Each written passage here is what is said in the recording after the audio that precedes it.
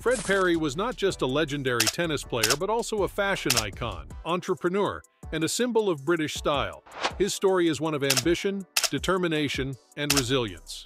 Born in 1909 in England, Perry grew up in a working-class family and showed an early talent for tennis. He began playing competitively at the age of 14 and quickly rose through the ranks.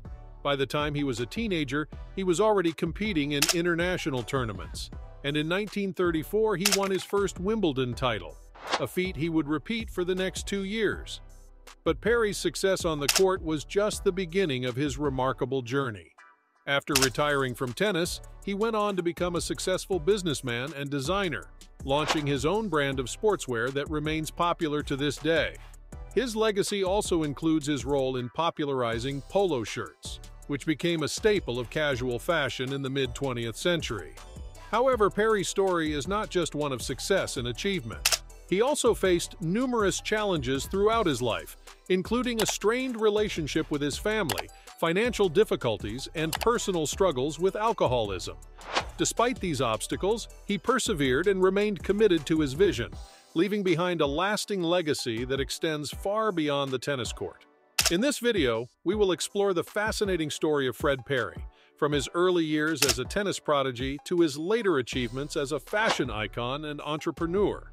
We will delve into his successes, challenges, and lasting impact and uncover the secrets behind his enduring legacy. So, sit back, relax, and join us on this journey through the life and times of one of the greatest sportsmen and style icons of the 20th century. Section 1. Early life. Fred Perry was born in Stockport, England in 1909.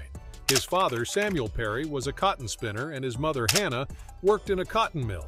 The family was poor and lived in a small house in a working-class neighborhood. Despite their limited means, Perry's parents recognized his talent for tennis at an early age and supported his ambitions to become a professional player. At the age of 14, Perry began playing tennis at the local club, and his talent quickly became apparent. He had a natural athleticism, a powerful serve, and a fierce competitive spirit. He also showed a remarkable work ethic, practicing for hours every day and constantly seeking to improve his game. Perry's early success in tennis brought him recognition and opportunities beyond his hometown. In 1927, at the age of 18, Perry played his first tennis tournaments at the Herga Club in Harrow, where he reached several quarterfinals.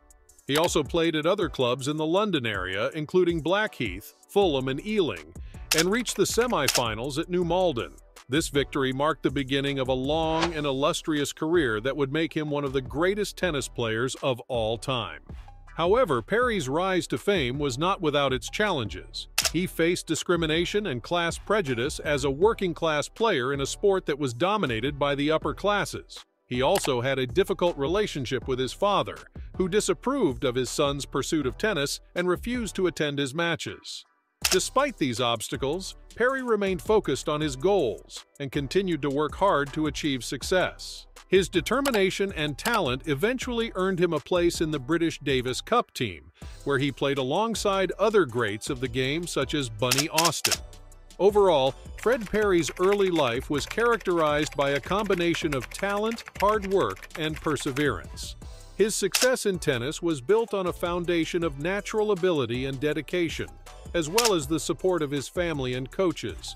In the following sections, we will explore how these early experiences shaped Perry's later achievements and the legacy that he left behind. Section 2.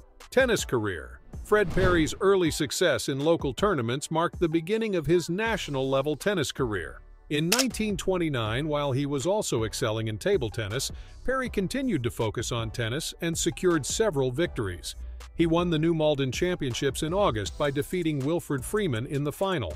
Later in December, he emerged as the champion of the Queen's Evening Tournament, held at the Queen's Club in London, by beating Horace Lester in the final.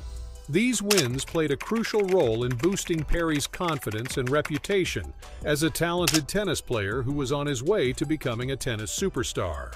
Over the next few years, Perry continued to dominate the international tennis scene, winning 3 consecutive Wimbledon titles from 1934 to 1936, as well as 2 more U.S. Open titles in 1933 and 1934. He also helped lead the British Davis Cup team to 4 consecutive championships from 1933 to 1936, cementing his status as one of the greatest tennis players of his era. In 1936, after 3 years as the world #1 tennis amateur player, Perry turned professional, resulting in him being ostracized by the British tennis establishment.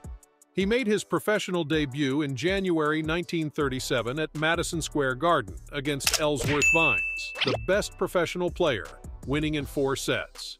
Perry and Vines played lengthy tours against each other over the next 2 years, with Vines winning 32 matches and Perry 29 matches in their 61 matches played in the United States in 1937. They then played a brief tour in the UK and Ireland, where Perry won the King George VI Coronation Cup over Vines, and the year ended with both players tied at 35 victories each, ranked jointly as #1 pros for 1937. In 1940, Perry won the Finnish Relief event in New York, beating Vines and Budge. Perry won West Coast Pro Round Robin in Los Angeles in April, and this was the last time Perry and Vines played each other before Vines embarked full-time on a golf career. Perry won their final match. Perry lost in the final of the U.S. Pro in Chicago to Budge. In 1941, Perry won tournaments at Pinehurst and White Sulphur Springs, both over Dick Skeen. He beat Skeen again in the final of the U.S. Pro at Chicago in June, and also won a 4-man round robin at Forest Hills over Budge, Skeen, and Tilden, and won an event at Rye, beating Skeen in the final. In August, Perry won a 4-man round robin at St. Louis, and he was ranked world #1 pro by Ray Bowers. After breaking his elbow in a match against Bobby Riggs on the opening night of the Round Robin World Series in 1942, Perry had to miss several matches of the tour and finished 4th in the standings. In 1946, Perry won events at Tucson, Omaha, Palm Springs, and El Paso, as well as playing a series of matches against Tilden. In June 1947, Perry lost in the quarterfinals of the U.S. Pro to Van Horn, and in August he won the White Mountains Pro at Jefferson, beating Sabin in the final.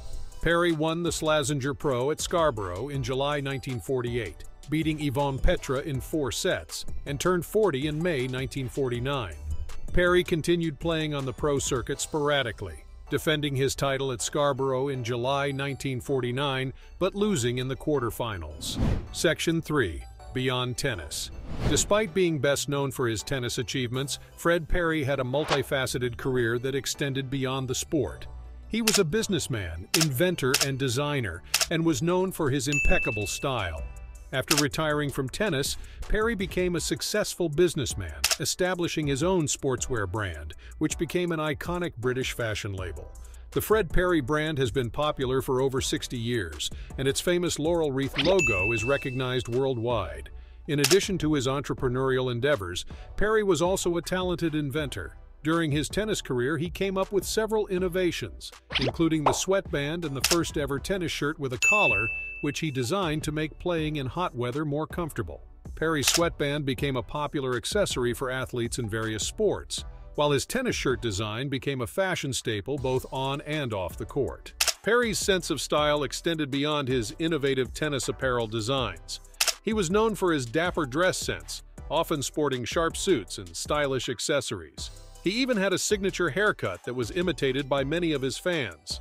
In addition to his fashion sense, Perry also had a passion for music. He was a skilled musician and played several instruments, including the guitar, violin, and piano. Overall, Fred Perry's legacy goes beyond his success on the tennis court. He was a multifaceted individual with a diverse range of talents and interests, and his contributions to fashion, design, and music continue to inspire and influence people around the world. In conclusion, the story of Fred Perry serves as a testament to the power of determination, hard work, and passion in achieving greatness.